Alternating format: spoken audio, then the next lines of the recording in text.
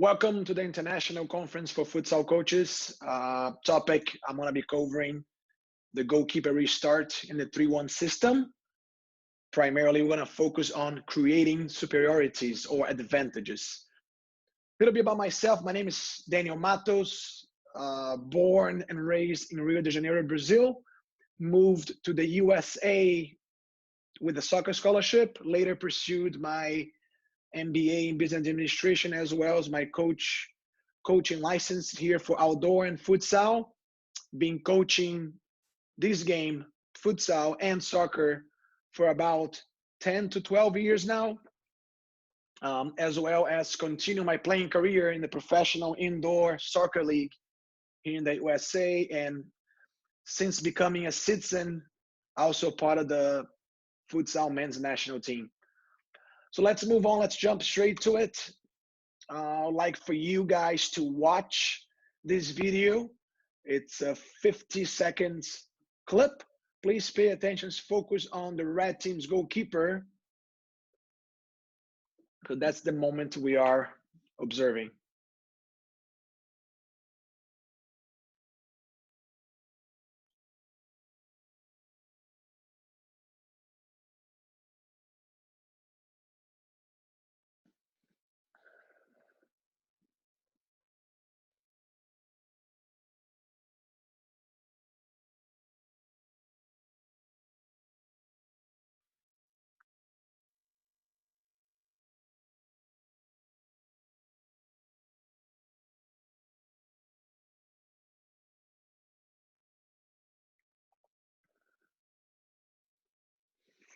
Okay, moving on straight to the systems in futsal.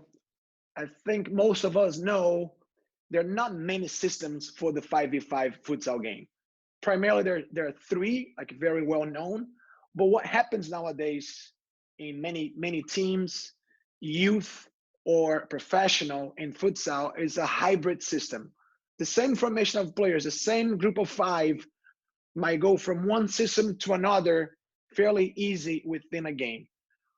So to quickly recap these systems, the main ones are 2-2, very common in the initiation phase until 7 years old, and even the younger ages in the youth development. But then the 3-1 system and the 4-0 are the most used in youth, I could say, and of course at the pro level. This presentation is going to focus on the 3-1, as stated at the beginning. But what's unique about the 3-1? If I had to define, if I had to come with like a simple, short and sweet explanation, in my opinion, would be the fact there's always a reference, the pivot. We're trying to always have like one attacking player in the opponent's court stretching, which does leave the other three players plus the goalie with the responsibility to create and to make sure we move the ball forward to create scoring chances on the other half of the field when our goalkeeper has the ball, of course. One extremely important thing I would like to mention here is the fact that picking a system or having a hybrid system does not change our principles. So having the principles of play and generating superiority on the field, and we're going to talk about which ones they are, doesn't have any relationship with the system. They do not, your principles of play do not change. So that leaves us the first question we need to answer here together. What's your objective when your goalkeeper actually has the ball? It's a restart. For me, it's not much different than simply trying to progress the ball to opponent's half and create a scoring opportunity. But how do we do that? And that's what this presentation is going to focus. We're going to literally focus on creating advantages and how can we generate this advantage or superiorities on the field. The numerical one, qualitative, and dynamic. They might sound complicated. You might have heard of them, but hopefully the next slides, the animations, what we're going to show are going to make them very simple for you moving forward.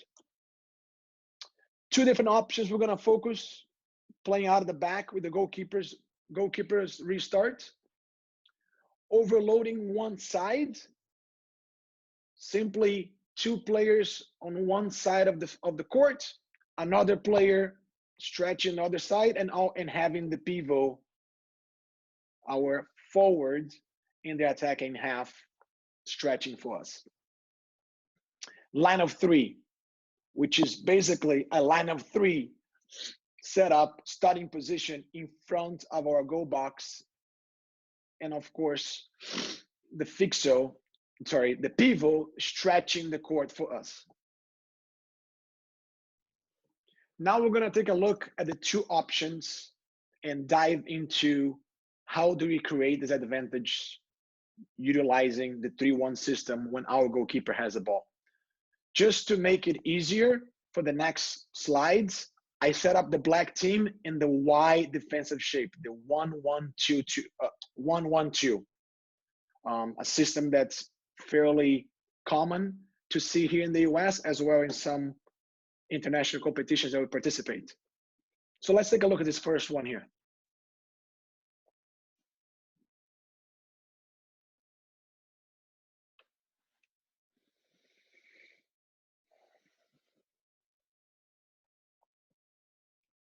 Guess the first question we want to ask is, which kind of superiority is clearly demonstrated here, clearly created here?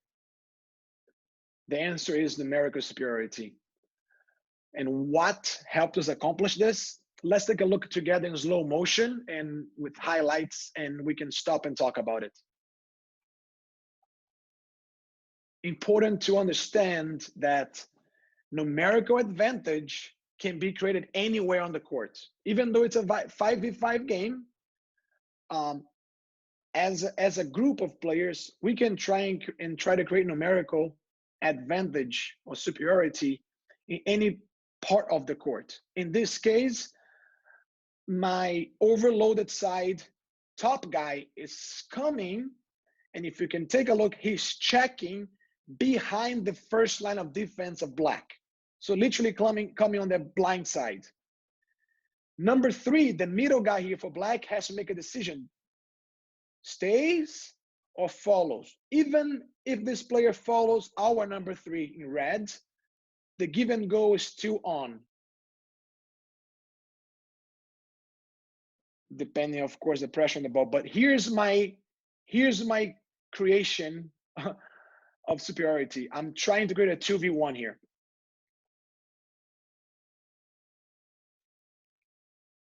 And next, very important, if I go back, when the number 4 receives the ball, you're gonna see our pivot showing on the same side of the ball. But the moment the pivot realizes the give and go, pivot is gonna clear that space. So now pivot puts the defender in dilemma here. Do I step to the ball? Do I stay with my player? And of course, we're creating a numerical advantage in the offensive half. Moving on to the next one. Same setup, overload on one side, but let's take a look at this movement, these decisions by the red team.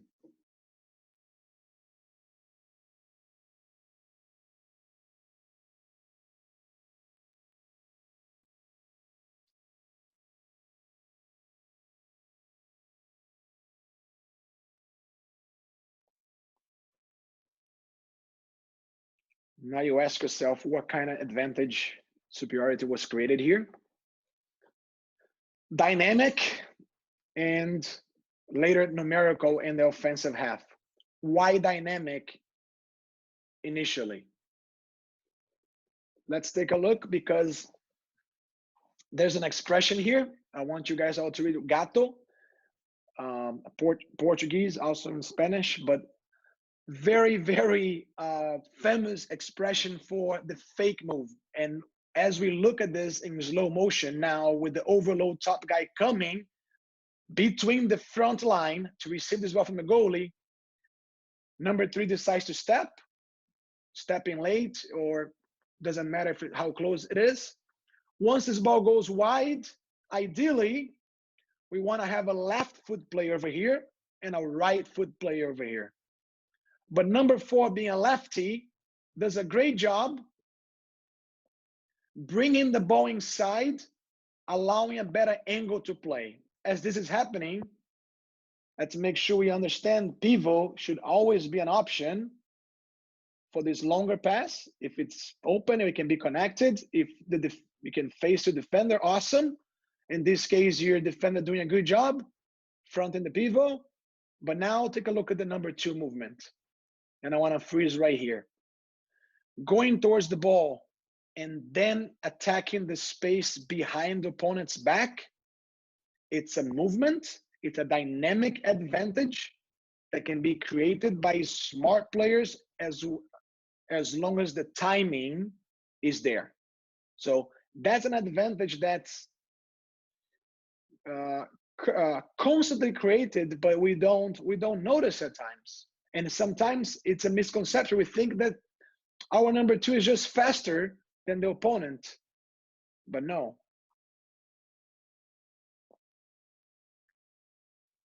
Now looking at the line of 3, let's take a look at this first movement.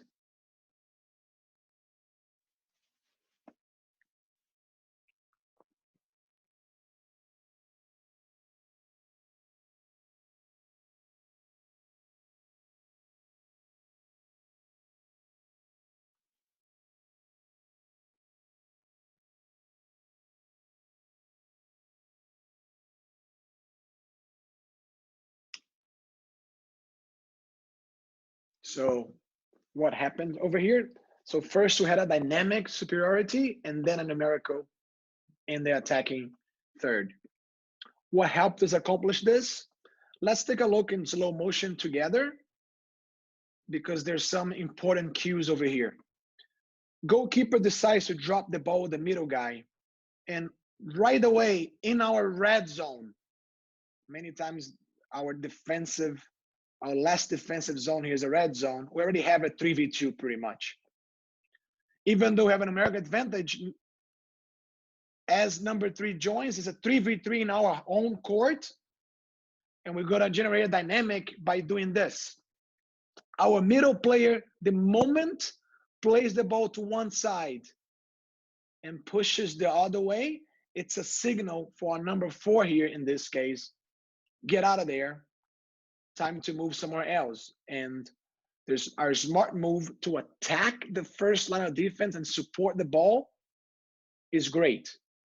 Take a look. In this situation here,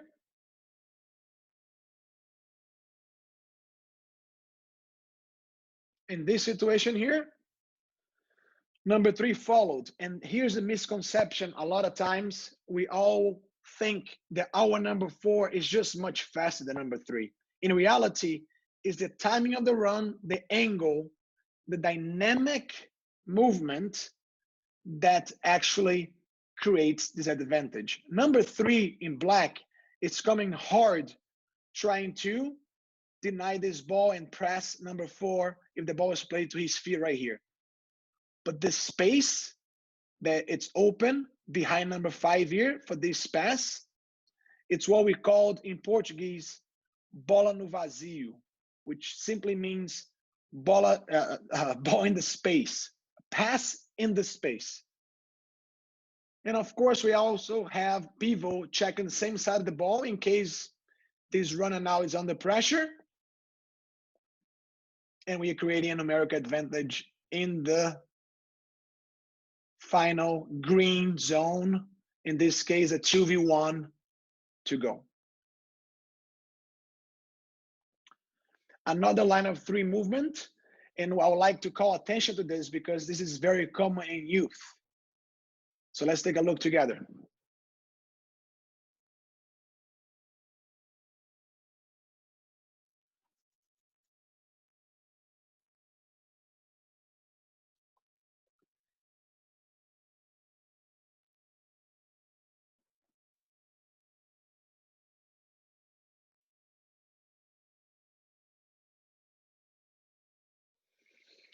So which kind of superiority are we talking about in here? Qualitative. Why qualitative? Qualitative first, and then we're going to talk about dynamic too. For me, there's two reasons why a goalie would throw a ball this far. First reason is a goalkeeper ability, or let's call this first of all our team's ability, but then the goalkeeper ability to read that our team was able to attract 3 players in black, 3 opponents to our own half, almost all of them in the red zone. Second reason, we have a pivot who is good enough, has enough quality to hold the ball for us, or to hold and turn and play 1v1, the back to go there. And if you can see here in slow motion, the pivot starts centralized and move to the side to receive this longer throw versus challenging or having a physical battle in the middle of the court, right? Running the risk of losing the ball with a lot of angle for a counterattack. Losing the ball out wide, chances are the ball's going to go out of bounds, or we're going to have enough time to recover. Second thing happening here, second advantage that we create by this movement is now we are on our front foot. Red players are running forward. Black players have to turn their backs and run. So that creates the dynamic. My body's facing forward versus my opponent who is actually facing the other way. Now let's take a look at the same 50 seconds. Even though we can point out some issues here, let's see if we accomplish our goal of getting out of the back, moving the ball to the opponent's half, and creating a scoring chance.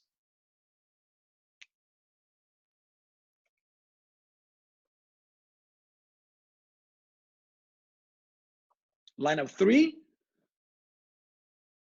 I like to go back real quick here and pause. This play in the middle, not facing forward. And of course, they're pretty far from the goal. They could have dropped a little bit more. But they've done their job. They attract 3 players of the opponents in our own court.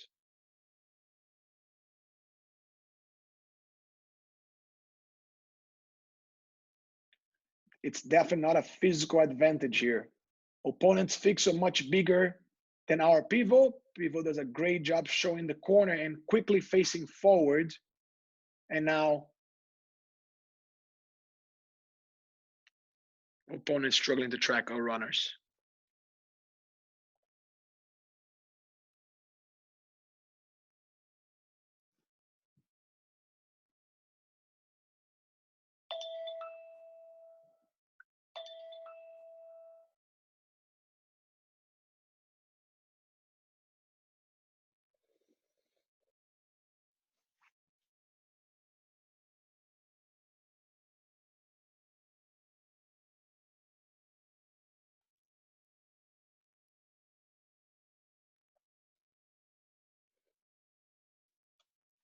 So very self-explanatory videos. I'll let you guys rewatch when you have a chance to take a look at the notes. But just some key takeaways from this presentation. Again, defining the superiorities or the advantage numerical. We talked about being a 5v5 game, but we are able to create, and we should be looking to create numerical advantages anywhere on the field if we can. So a quick definition, an example right here in a 3v2. Qualitative superiority. If I have a Ricardinho, if I have a Falcão, if I have Ferron as a pivot, I want, as a coach, to create a strategy, to create moments where I isolate these players in 1v1 matchups. And dynamic, perhaps the most complicated to understand, but hopefully these examples in this presentation made it extremely clear for you. Here's a great example, Brazil-Argentina, most recent game in CONMEBOL. A simple pass to pivot, and the supporting run is now looking forward, as the defender has to turn before defending, turn and run. I'd like to thank you all for spending some time with me here. Again, super honored to be part of the International Conference for Futsal Coaches. My contacts are here: Facebook, Instagram, WhatsApp. Please feel free to reach out anytime, and I hope you had a good time.